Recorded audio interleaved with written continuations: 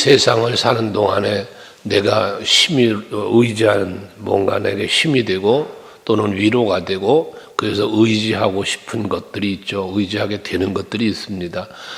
그러나 오늘 시편 기자는 자기에게 위로가 되고 자기에게 소망이 되는 것이 하나님의 말씀임을 고백하고 있습니다. 왜 하나님의 말씀이 내게 소망이 되며 위로가 되는가? 이유라면 하나님의 약속의 말씀은 반드시 이루어질 것이기 때문에 그 믿음 때문에 소망이 되고 그 믿음 때문에 위로가 된다고 말할 수 있겠습니다. 여러분들도 늘 말하지만 우리의 믿음의 본질은 말씀이라고 늘 말씀드리는 것처럼 하나님의 성경을 통하여 우리에게 기록해 주신 말씀들, 약속한 말씀들이 내가 믿어질 때 그 믿음으로 말미암아 이 말씀은 나에게 힘이 되고 능이 되는 것 아니겠습니까?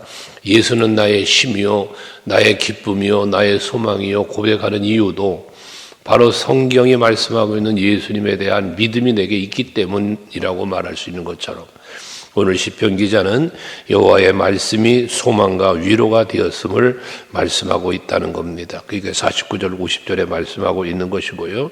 하기 때문에 교만한 자들이나 주변에 많은 사람들이 자기를 조롱을 하거나 비방을 하거나 때로는 박해를 할지라도 그런 상황에서도 변함없이 하나님의 말씀을 떠나지 않았다고 21절은 말하고 있습니다. 주의 법을 떠나지 않았다. 이 말은 뭡니까? 주의 법을 지키며 살았다는 것이죠. 왜?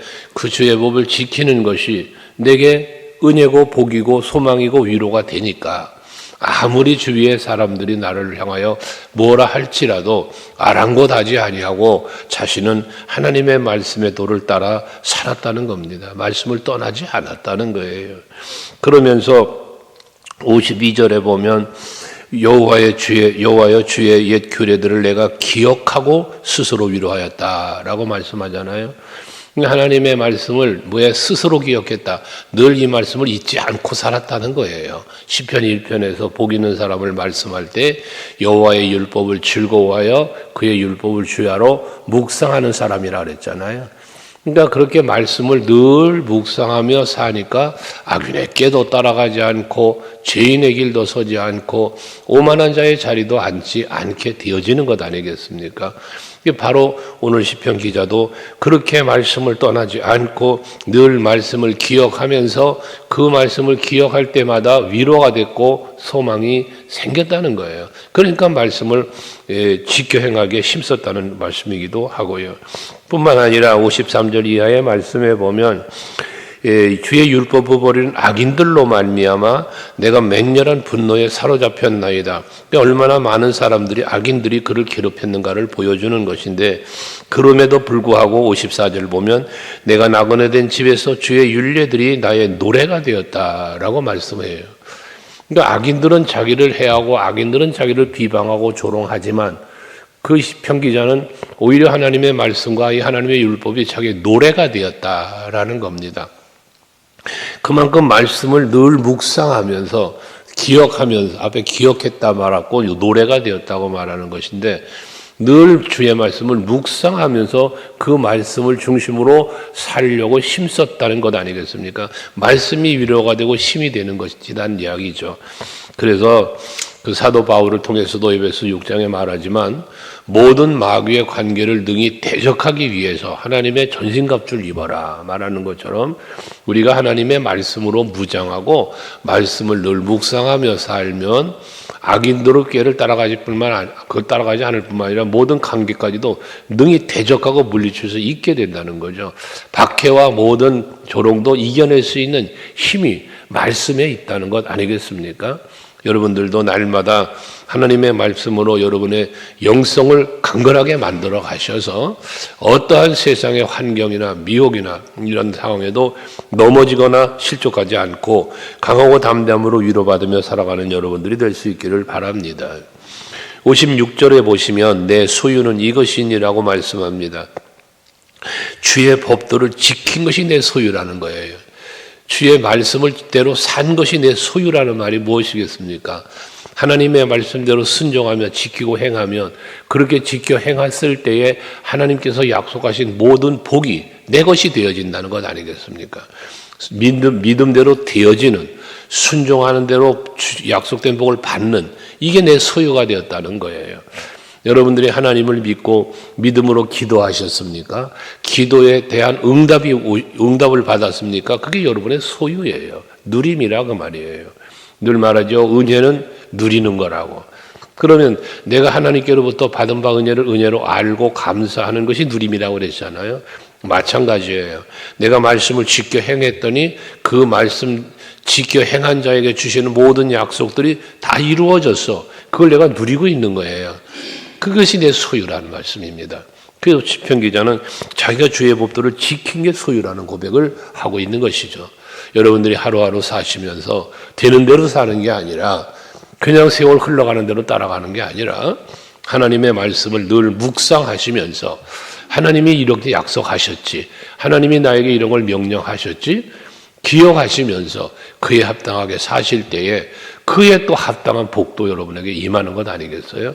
그것이 여러분의 소유, 그것이 여러분의 누림, 그것이 여러분의 기쁨이 될 수 있길 축복합니다. 그러면서 58절 말씀에 보면, 내가 전심으로 주께 간구하오니 주의 말씀대로 내게 은혜를 베푸소서라고 말씀하고 있습니다. 그러니까 하나님께서 내 분깃이 되었다고 앞에 57절에 말하는데, 하나님이 나의 분깃이라는 건 뭡니까? 내 삶의 전부예요. 그러니까 하나님이 내 삶의 전부야. 하나님의 말씀이 내 삶의 전부인 거야. 그 말씀대로 내가 지켜 행할 수 있도록 하나님께서 내게 은혜를 달라는 거예요. 그러니까 하나님 말씀대로 살 수 있는 힘이 어디서 온다? 하나님의 은혜로 온다는 거예요. 여러분, 우리의 신앙생활은 물론 우리들의 의지적인 게 있습니다. 내가 힘쓰고 내가 노력하는 것 있어요. 우리의 의지적인 노력이 필요하기도 하죠. 그러나 우리의 인간의 의지만 가지고 우리의 믿음을 성장시킬 수도 또 지킬 수도 없어요. 우리의 의지는 약합니다. 그래서 무너지게 되어 있어요. 의인은 없나니 하나도 없다는 의미가 무엇이겠습니까? 우리 인간 스스로가 믿음을 지키며 인간 스스로가 강함을 지킬 수 없는 거예요. 그래서 우리가 이길 수 있는 이김, 강함은 어디서 오는가? 만군의 여호와 하나님이 함께 하시니 다윗이 강성해졌대요. 만군의 하나님 여호와가 함께 계시니 요셉은 형통한 자가 되었대요. 이게 다 무엇을 말하는 겁니까? 여호와 하나님으로 인하여 강성해졌고 인하여 형통했고, 하나님이 함께 하시니까 번성도 하고 살고, 이런 은혜가 있다는 건 아니겠습니까? 그러니까 오늘 이 시편 기자도 여호와께서 하나님 앞에 전심으로 구했다는 거야. 뭘 구해? 은혜를 구했어요. 무슨 은혜? 말씀을 지켜 행할 수 있는 은혜를 달라는 거예요. 이게 그러니까 자기의 의지와 노력으로 안 되니 하나님 도와주세요잖아요. 오늘날 우리들도 마찬가지고요. 예수께서도 우리가 사도행전 말씀을 자주 묵상했지만 제자들에게 말씀하신 게 무엇입니까? 너에게 약속한 성령이 있지, 그 성령이 너에게 임하시기 전에는 예루살렘 떠나지 말아라. 성령을 받으라는 거예요. 오직 성령이 너에게 임하시면 권능을 받는다는 거예요. 그래야만 땅끝까지 이르러서 내 증인의 삶을 살 수 있게 되어진다는 거잖아요. 하기 때문에 오늘날 우리들도 마찬가지야. 성령 시대를 산다고 말하는 우리들도 성령을 충만하게 받지 아니하면 우리 스스로 내 믿음 지킬 수 없고요. 하나님의 말씀을 지켜 행할 수도 없게 되어진다는 겁니다. 그래서 우리는 늘 성령 충만을 받으려고 힘써야 돼요. 이걸 위하여 모이기에 힘쓰고 기도하기에 힘쓰고 말씀을 늘 묵상해야 된다는 이야기입니다. 왜? 그게 성령 충만 받는 통로니까. 그래서 사도 바울을 통해서도 에베소서 5장에 말씀하잖아요. 술 취하지 말아라. 이건 방탕한 거야. 너희는 오직 성령 충만을 받아라. 성령 충만을 받아야만 주의 뜻을 분별할 수도 있고, 또 하나님이 주시는 그 기회를 놓치지 않고 잘 붙잡아서 하나님의 기쁨이 되는 삶을 살 수도 있고, 그러니까 성령 충만 받아라는 거예요. 여러분들 이 아침에도 성령의 충만함을 의지해서 기도도 하시고 또 한날도 살 수 있기를 바랍니다. 그래야 그 도우심이 있어야 우리는 이기는 자, 승리하는 자의 자리에 서는 거예요. 그리스도 예수로 말미암아 우리를 이긴다잖아요. 우리를 사랑하시는 이로 말미암아 이긴다잖아요. 이기는 신앙생활은 그냥 되는 게 아니에요. 말씀 의지할 때, 예수를 그 이름 의지할 때, 성령을 의지할 때 이기는 거예요. 그래서 날마다 순간순간 우리는 싸우는 거잖아요. 영적으로나 육적으로나 모든 매사가 싸워야 돼요.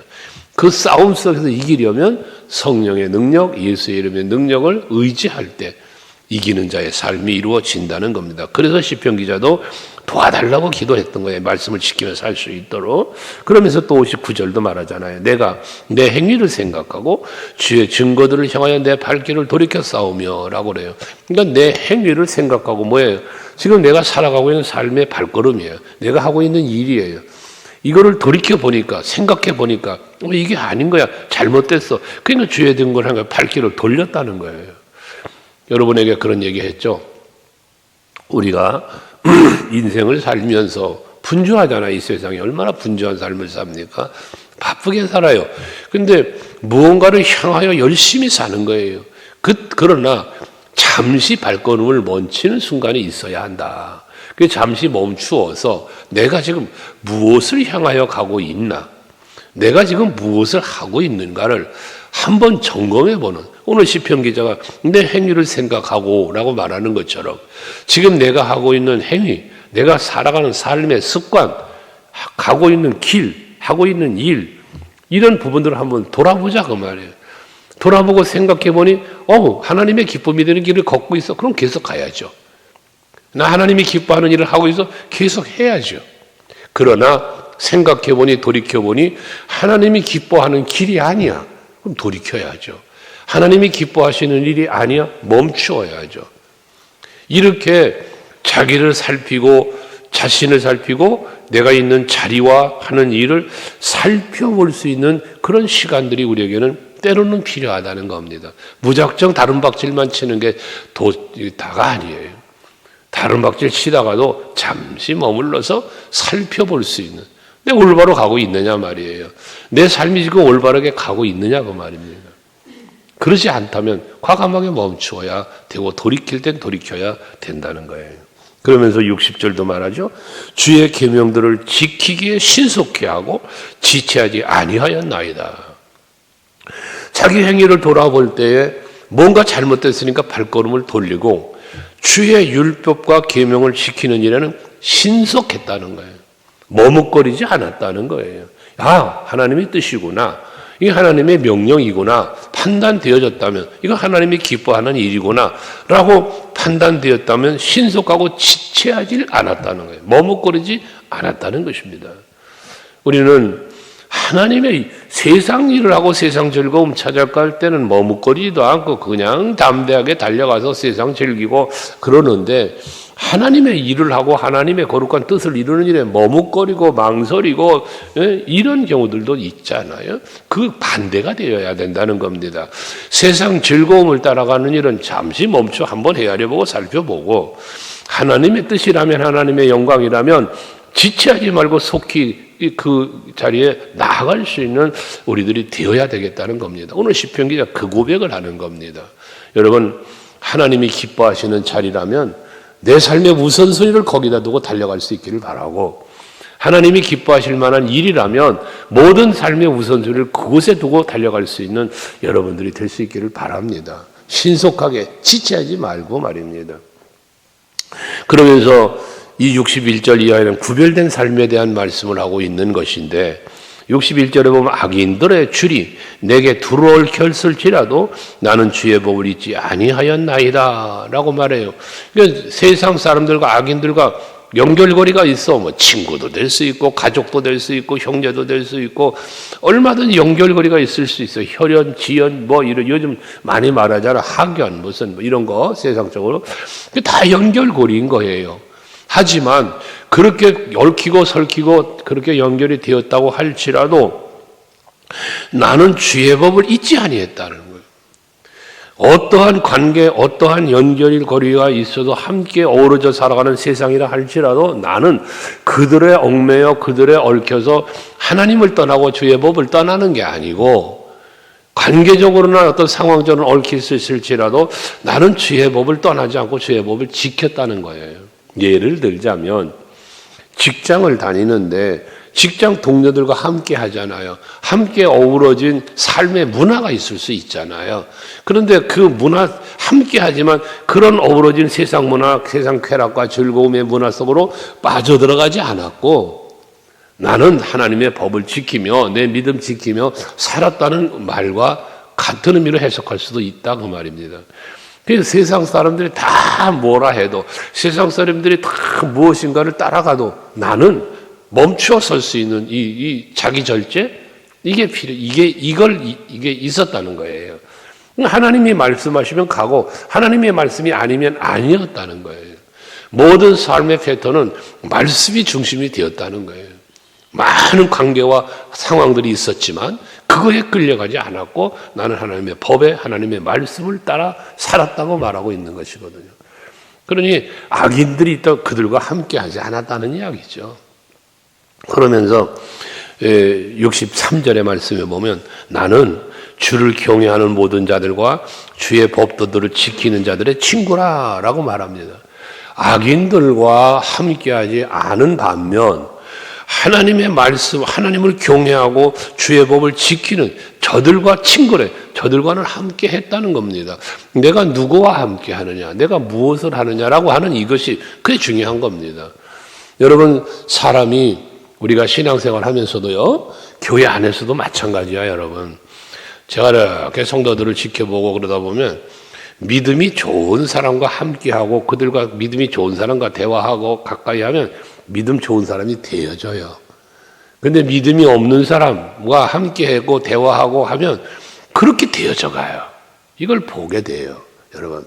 그러니까 항상 여러분들은 먼저 내 믿음을 강하게, 내 믿음을 바르게 가져가려고 애를 쓰셔야 되고 또 하나는 기왕에 가까이 하고 함께 할 것이라면 믿음 좋은 사람, 믿음의 말을 많이 하는 사람, 믿음으로 행동하는 사람, 그들과 가까이 하는 게 복이요, 여러분, 복.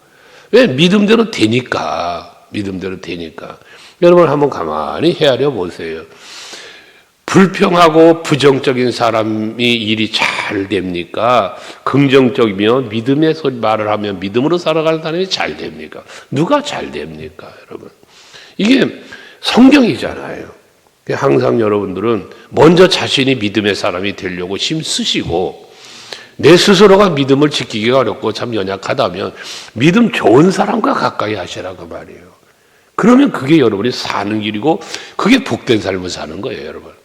오늘도 하루를 살아가며 오늘 시편 기자처럼 여호와를 경외하고 주의 말씀을 지켜 행하는 그러한 여러분들이 되시고 그런 사람들과 함께 하려고 힘쓰시면서 구별된 삶을 살아가는 여러분 되시기를 바랍니다. 세상에 매이고 세상에 끌려가지 말고 예수께 붙잡히고 성령에 이끌려 사는 삶, 이게 여러분 복된 삶이잖아요.